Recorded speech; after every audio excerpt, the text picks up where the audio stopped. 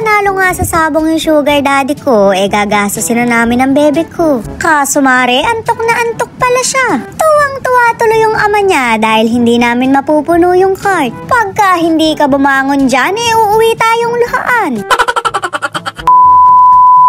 Pagkaabot niya nga sa akin ng panalo, hindi ko na binitawan. Shoot, mare, gusto pa namang bawiin dahil sa hinanda kong pagkain. Nanalo naman daw siya, pero bakit ganitong manok yung pinakain ko sa kanya? Abay, choosy ka pa ba? Manok din naman yan.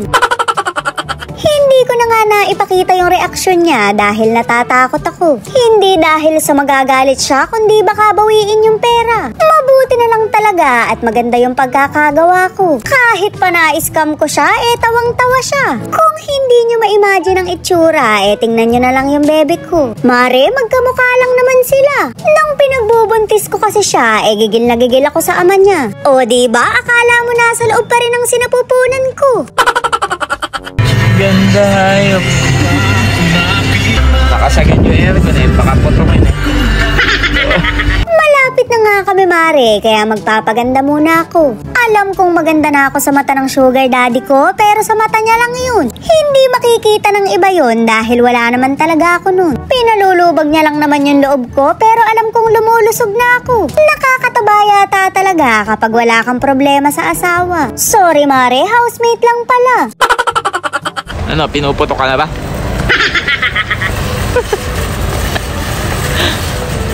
Isang balot na balot tsaka isang hubadera.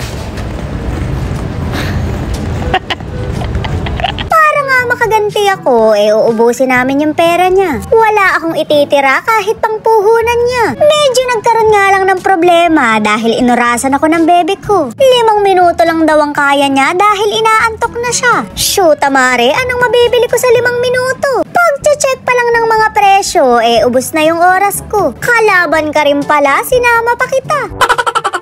Naalala ko nga si nanay, kaya bibilan ko ng pasalubong. Simple lang naman ang kasiyahan nun, kundi wag maubusan ng sabon. Ring at binilan ko ng 10 kilo para masihan siya. Ganon talaga mare, kahit hindi ako yung nanalo, ako yung may gana mambalato. Syempre sinamahan ko na rin ang paborito niyang chocolate. Ewan ko ba sa mga trip ng nanay ko, wala namang panguya.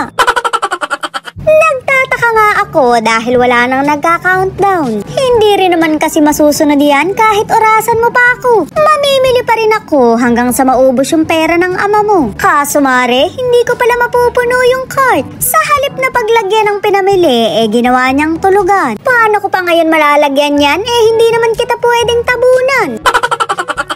Meow, meow, meow, meow. Meow, meow, meow, meow, meow. Wala na rin mare, antok na talaga. Tinuruan yata ng ama para hindi siya mapagasta. Bakit nga hindi? Kabod na lang nagka-energy sa laruan. Kami dapat yung mang-i-scam, pero ako yata yung na-scam. Wala tuloy akong napamili, gusto mo lang palang maging oranggutan.